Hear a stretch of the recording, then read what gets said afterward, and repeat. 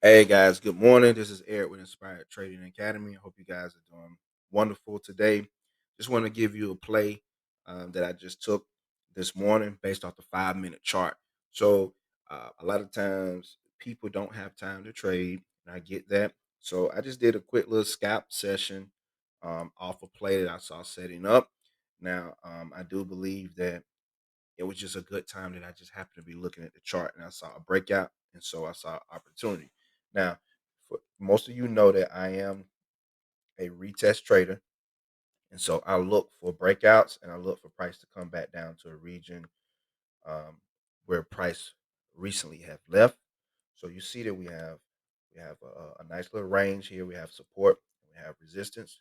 We were in this little range. This range bound. This is called consolidation. We broke out of consolidation.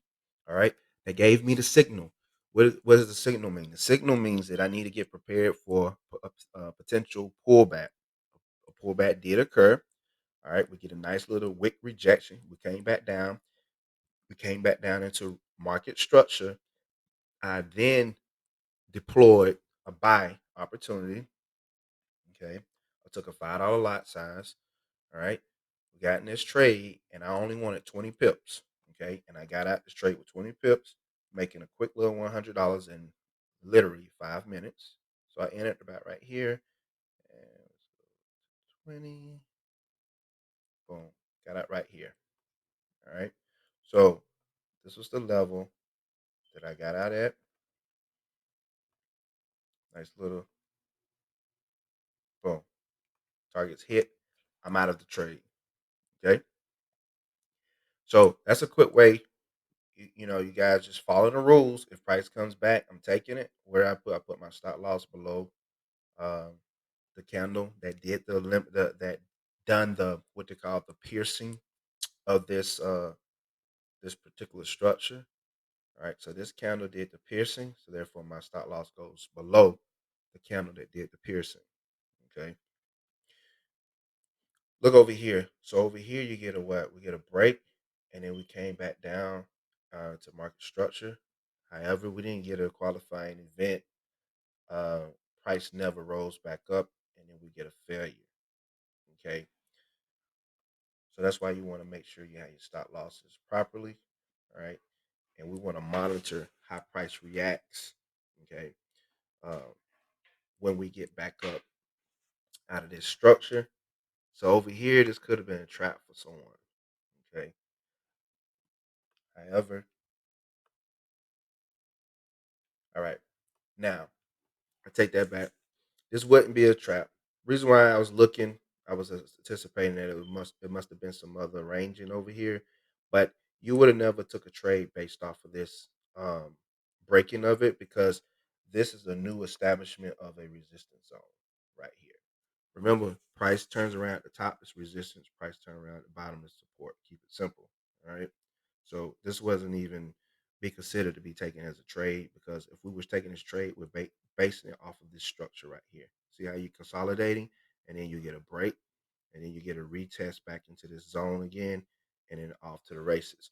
Now, I want you guys to also understand that support and resistance is also a zone. It's not just really a defined point. Like if you think of a fence, all right, you got a narrow little area for a fence. But think of a zone as a channel. All right. So within this channel, I like to draw from the top of the wick down into the body to represent the zone. So let me stretch this out for you and let me show you exactly what I'm talking about. All right. So over here, we got this nice little rejection candle. All right. We had a strong move to upside and then a lot of bearish pressure to the downside. All right. So what I would do is I would take my triangle tool, I'm sorry, my rectangle tool, and I would draw it all the way down to the base. See this base right here, top to the base, and then just drag it all the way over. And that would be part of my market structure zone that if price comes into this blue box, I need to monitor it and see how price reacts to this blue box based off of this zone. Okay. And if you notice, every time it gets close to it, we get some rejection candles, meaning that this is holding up as a key area of market resistance. All right. If I took this blue box out, this is what you would consider just resistance. Price really not coming up here until it gets here. But if we use more zones for our market structure, grab this for you. Now you see a difference. Now you see that you possibly, I'm not saying 100%, possibly there's a sell opportunity. It gets close here, but not all the way. Here's one sell opportunity. We do get a rejection here, but it's not much. And with this, since we're on a small time frame, I wouldn't look for big, huge moves. Okay. Now, watch this. Let's do this. So let's get this zone off the chart. Let's look at our new one. There we go. Let's do this. All right, cool. All right. Now we had what? Resistance here. All right, we broke it. Now, this right here, we're gonna take it from the top all the way to the bottom, and we're gonna stretch it right here. Okay. This to me means that as long as price stays within this region, I can have buying opportunities, as you can evidence, as you can see.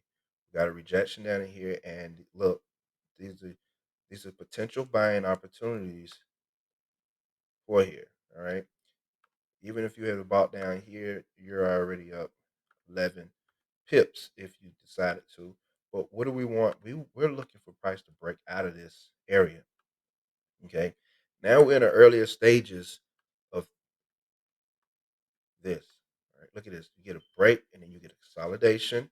But if you would have loaded up somewhere maybe in this area, you can maybe withstand this consolidation moving. You don't matter. Well, that's what we're anticipating here. We possibly could consolidate in this area and price. We don't want to do this one. Hold on. We want to go. We don't want to dip out of it. If we dip out of it, our stop loss is hit. Here we go. We want to stay range bound in this market. If we decide to stay in, this is what we have to consider that possibly could happen. But what we're anticipating is that we want to see a what? We want to see a break and then possibly a pullback, a retest. Retest to what? If resistance is broken, becomes the new support, and then we want to go to the upside. Okay.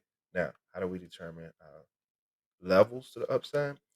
Multiple ways, but I'm just going to measure the most recent bullish move, impulsive bullish move, and voila, that is my target to the upside if I am trading this pair. Okay.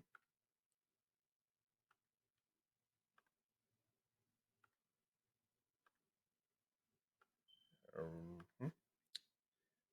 And that essentially is where I am currently at. I'm out of the trade because I got my what I wanted for the day.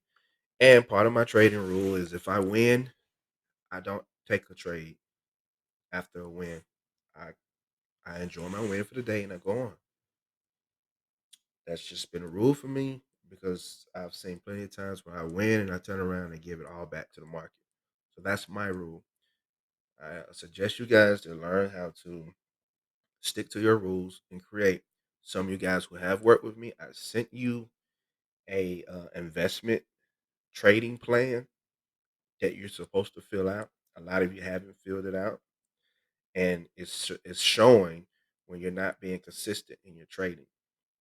Stick with your plan. Have concrete rules. Establish your rules. Okay.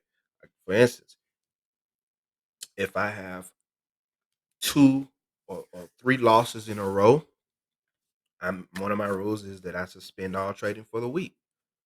If it's on Monday, it was let's say it's Wednesday, and I lost on Monday, Tuesday, and Wednesday, or let's say I lost 3 trades in a day.